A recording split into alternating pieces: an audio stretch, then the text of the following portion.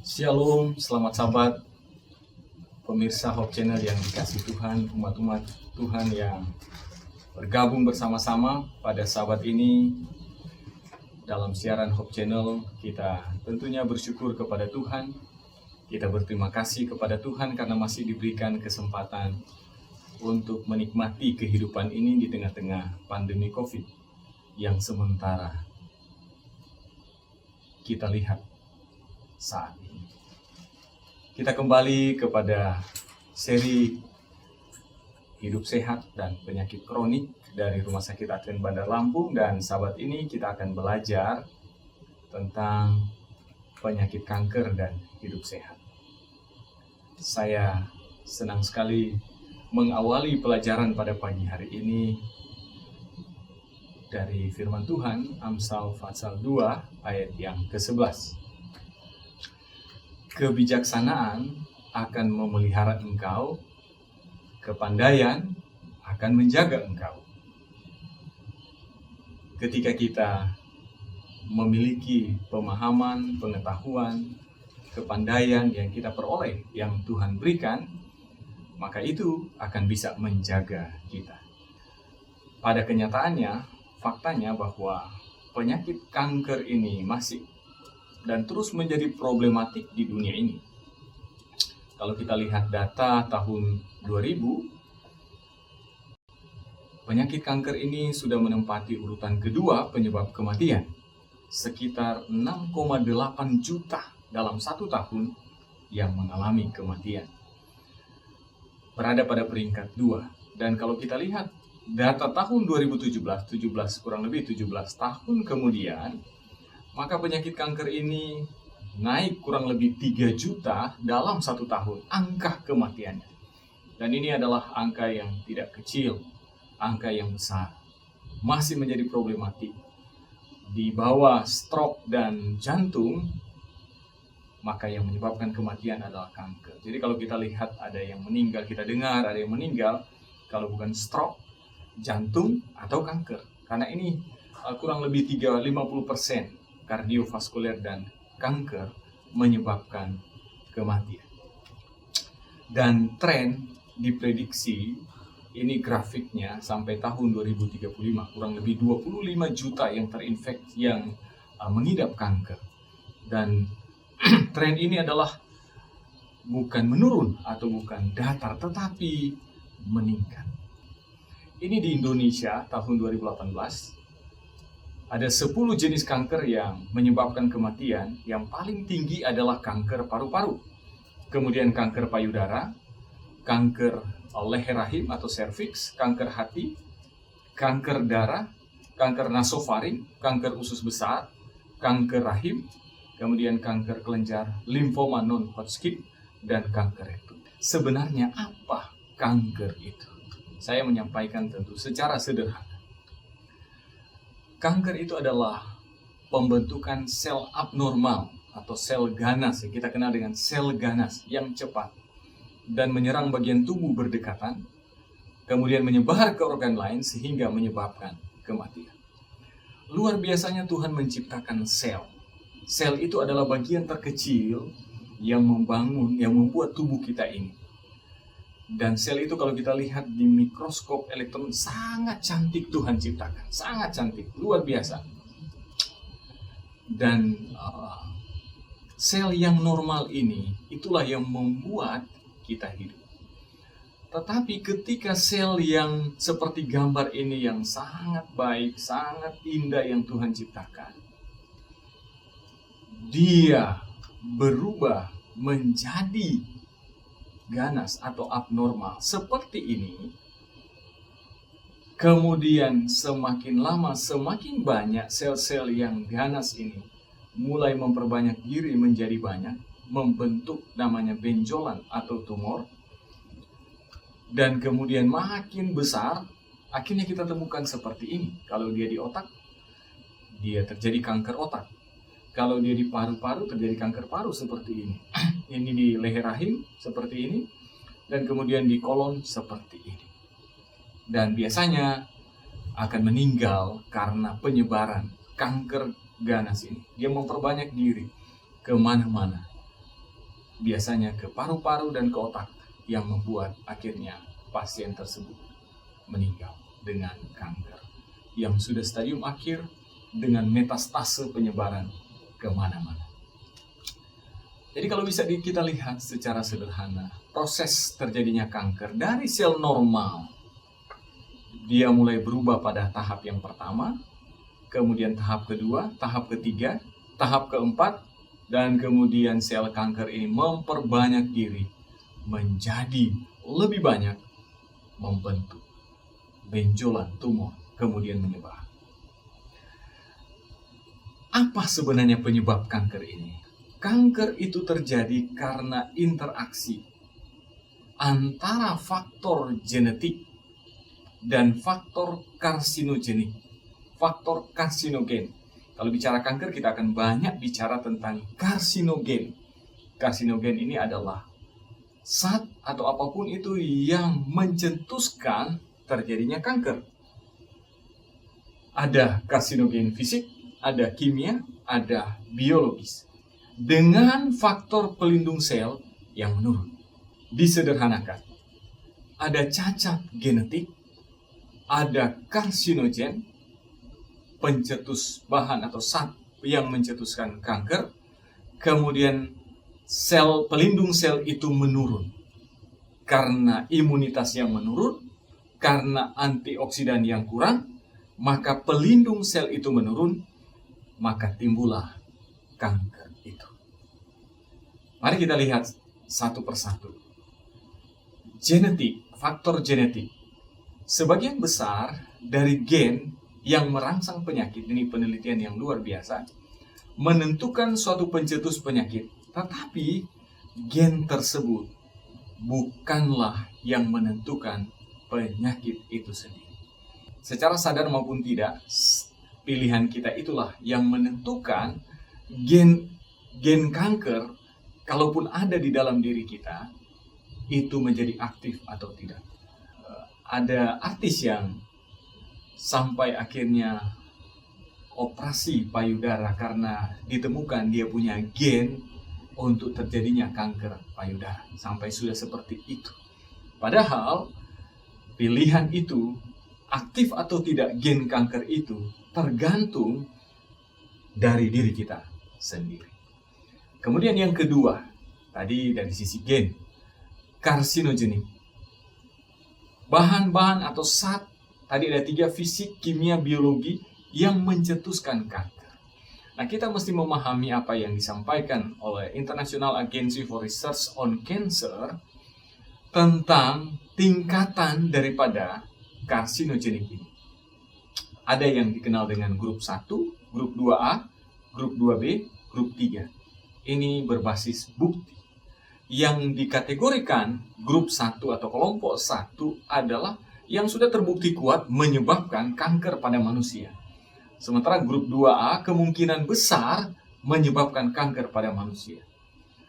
Jadi kita perlu mengenal mana yang masuk di kelompok 1. Yang pertama adalah fisik, karsinogenik fisik. Sinar X-ray. Ya. Kemudian ini banyak di radio-radio nuklir untuk pengobatan kanker sendiri. Radiasi neutron, iodin, radon, radium, plutonium. Dan juga sinar ultraviolet, termasuk sinar matahari yang pada paparan di mana telah berlebihan ini juga bisa mencetuskan terjadinya kanker. Dan ini masuk dalam grup 1. Jadi semua ini adalah masuk dalam grup 1. Mungkin ada yang bertanya, bagaimana dengan sinar dari handphone dan sebagainya? Dia tidak dimasukkan dalam grup 1 oleh IARC. Kemudian yang berikut, kimia. Senyawa-senyawa kimia. Ada sekitar 44, saya tidak catat semua. Yang masuk kategori 1, betul-betul terbukti menyebabkan kanker.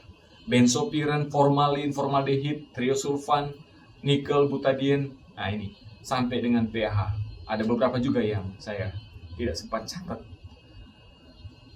Semua faktor kimia ini adalah terbukti menyebabkan kanker. Nah, kandungan-kandungan kimia ini kita perlu tahu di mana saja, sehingga kita bisa menghindari kalau kita bisa menghindar.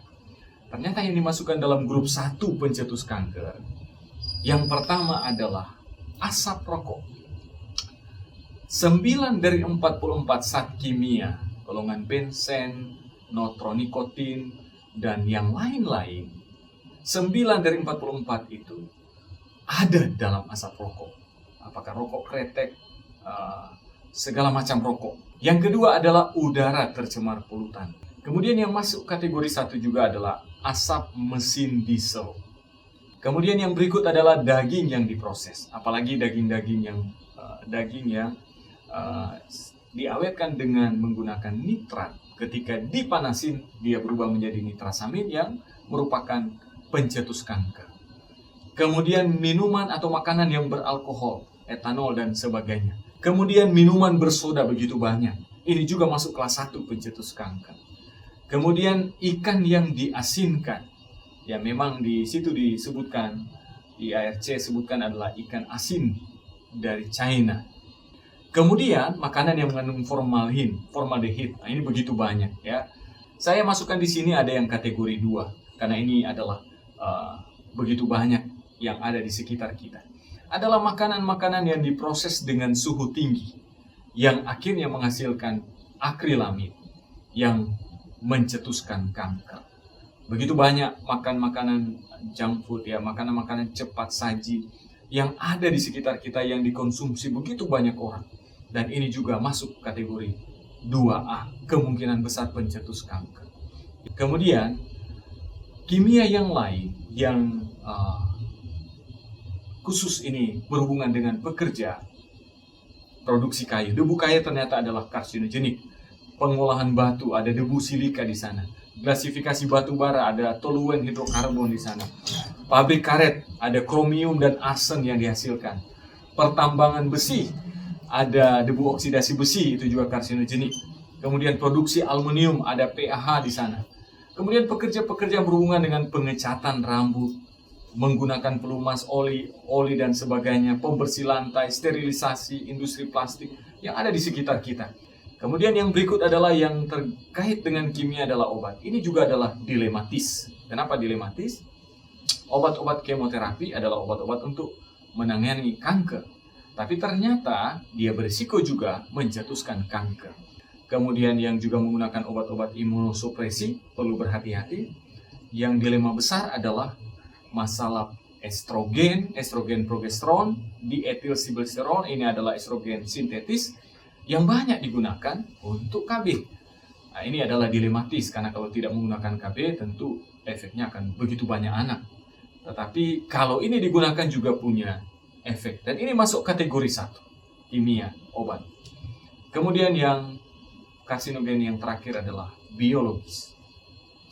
Hepatitis B, virus hepatitis B, human papilloma virus. Nah, ini hepatitis B menyebabkan kanker hati. Human papilloma virus yang menyebabkan kanker leher rahim.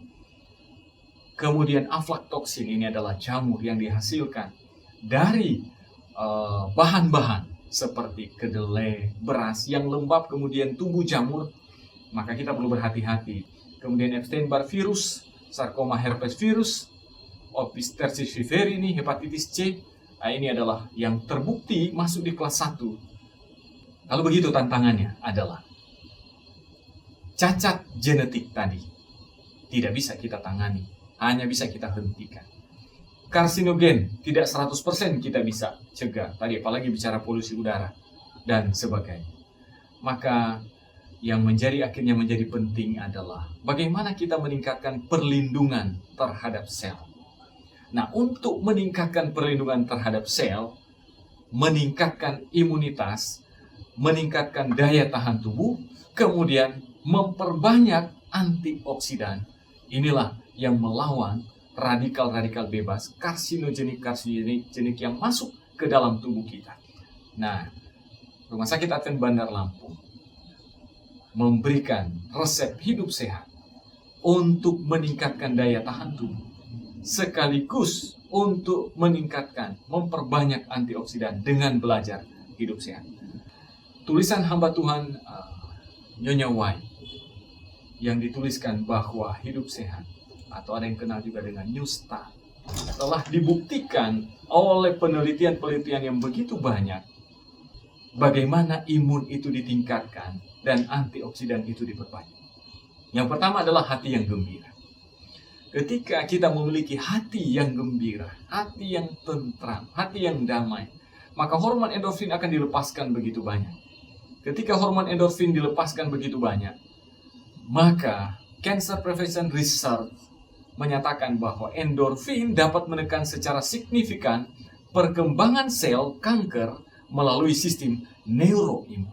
Nah, ini sesuatu yang luar biasa. Kemudian eHealth menyatakan sebagian besar sel imun memiliki reseptor endorfin. Jadi sel-sel imun itu banyak reseptor endorfin. Sehingga ketika endorfin banyak dilepaskan, itu akan merangsang pembentukan sel imun yang lebih banyak. Jadi hati yang gembira meningkatkan sistem imunitas tubuh kita. Kemudian yang kedua, istirahat yang cukup. Henry Ford Hospital dalam risetnya menyatakan melatonin ini adalah hormon yang membuat kita mengantuk, kemudian akhirnya kita bisa tidur. Ternyata melatonin ini adalah antioksidan alami yang kuat, yang sangat kuat menghambat pertumbuhan sel kanker. Jadi jangan biarkan melatonin kita hambat. Orang sudah mengantuk, melatonin sudah mulai naik, sudah mulai meningkat, kita hambat sendiri dengan misalnya kita menggunakan gadget, sinar itu mengurangi melatonin, dan akhirnya melatonin menurun, padahal melatonin ini menekan pertumbuhan daripada sel kanker. Penelitian di Jepang terhadap 24.000 orang, 40-70 tahun, tidur kurang dari 6 jam, meningkatkan risiko kanker payudara 62% dan kanker usus sampai 47%. Ini luar biasa. Ini berhubungan banyak dengan melatonin tadi, antioksidan yang Tuhan ciptakan, antioksidan alami yang sangat kuat. Sayang kalau kita tidak gunakan resep ini. Caranya adalah istirahat yang cukup. Yang berikut, diet yang seimbang. Ada banyak berhubungan dengan diet yang seimbang, khususnya dalam meningkatkan antioksidan untuk melawan kanker. Beta karoten, lutein, leukopen, vitamin C, vitamin E, vitamin A, flavonoid, omega 3, polifenol, asam folat. Banyak yang semuanya terdapat pada sayur-sayuran, buah-buahan, biji-bijian, makanan kelas 1 yang diciptakan Tuhan untuk manusia, makanan Taman Eden, kaya dengan antioksidan yang luar biasa untuk melawan kanker. Banyak penelitian, beberapa saya ambil, World Cancer Research 2007, konsumsi sayur-sayuran dan buah-buahan secara keseluruhan melalui antioksidannya melindungi tubuh dari berbagai jenis kanker. Dole dan Peto 1981, carotenoid, salah satu antioksidan yang terdapat pada sayur dan buah, merangsang sistem imun tubuh dan mencegah kanker. Carotenoid sendiri adalah antioksidan yang melawan kanker. Dia juga meningkatkan imun tubuh untuk melawan kanker. Ini luar biasa. Kemudian Dennis Burkitt, Netherlands Court Study, diet tinggi serat mencegah terjadinya kanker kolon dan kanker payudara.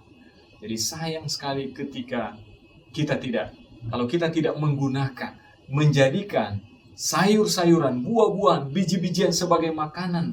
Itulah inti, itulah makanan kita yang utama yang Tuhan ciptakan.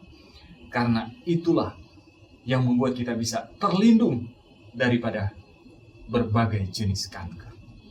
Kemudian udara yang bersih. The National Academy of Science membuat riset penafasan dalam dengan menggunakan diafragma selama 10 kali akan mendorong pengeluaran toksin, racun-racun, dan meningkatkan sistem kekebalan tubuh.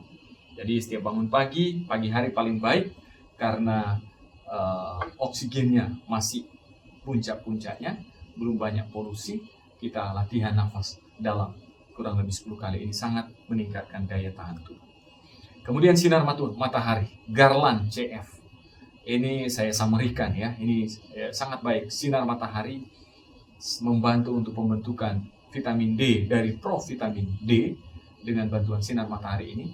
Ketika kita memiliki kadar vitamin D 25-50 nanogram per mililiter, lihat, semua jenis kanker bisa dicegah, penurunan resikonya 35%. Kanker payudara 30-83%. Kanker kandung telur 12-17%. kanker kolon 34-64%, kanker kelenjar 12-14%, kanker ginjal 27-43%, kanker endometrium 37%. Luar biasa vitamin D.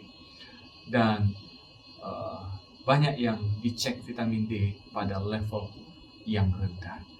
Tuhan telah menciptakan matahari untuk kesehatan kita, asal tidak berlebihan.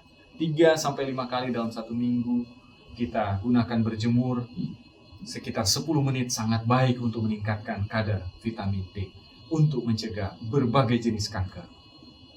Kemudian energik berolahraga, saya ambil 2. University of Bed, olahraga harian teratur dengan intensitas sedang akan membuat sistem kekebalan tubuh menjadi baik. Kemudian Heart American Association, aktivitas fisik sedang menurunkan risiko kanker payudara 30% dan kanker endometrium 20-40%. Luar biasa. Apa yang disampaikan oleh hamba Tuhan telah dibuktikan dari research bagaimana energik berolahraga ini bisa meningkatkan daya tahan tubuh untuk mencegah dari kanker.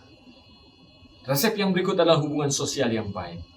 University of California, orang-orang yang mendapat kebahagiaan karena membantu orang lain, ini salah satu contoh dalam hubungan sosial, bagaimana kita menolong orang lain, memiliki antibodi yang kuat, sementara mereka yang egosentris memiliki antibodi yang lemah. Banyak berbuat baik, memiliki hubungan yang baik, sangat penting untuk meningkatkan antibodi kita. Mari kita lakukan, kita punya hubungan yang baik dengan siapapun, karena itu menjaga kita dari kanker. Kemudian air jernih yang cukup, resep yang ke-9. Minum air putih 2 liter per 24 jam. Gimsen University Korea dalam research meningkatkan sistem imunitas humoral tubuh yang signifikan melalui peningkatan imunoglobulin. Kemudian Dr. Tirumala Sethi, UKLA Health, Departemen Imunologi. Minum air putih yang cukup menolong sel-sel imun dapat dihantarkan ke sel-sel yang membutuhkan sehingga meningkatkan perlindungan terhadap sel. Luar biasa pentingnya air putih, meningkatkan daya tahan tubuh, kekebalan tubuh, sehingga melindungi dari kanker. Ketika hidup sehat ini menjadi satu paket dan diakhiri dengan yang ke-10, Tuhan yang terutama. Ini adalah sesuatu yang penting. 1-9 itu adalah usaha yang kita lakukan untuk meningkatkan daya tahan tubuh, meningkatkan antioksidan untuk melawan kanker. Dan Tuhan yang terutama adalah bahagian lain yang sangat penting. Kenapa? Karena Tuhan adalah pelindung sel tubuh yang sejati. Karena Dia yang telah menciptakan sel, Dia yang telah menciptakan kita. Sebab engkaulah yang membentuk buah pinggangku, menenun aku dalam kandungan ibuku. Mazmur 139 ayat 13. Tuhan yang menenun kita.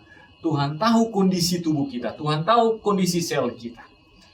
Dengan penyerahan yang sungguh, dengan keyakinan, kepercayaan kepada Tuhan, ditambah dengan usaha yang kita buat tadi, kita bisa terhindar dari kanker.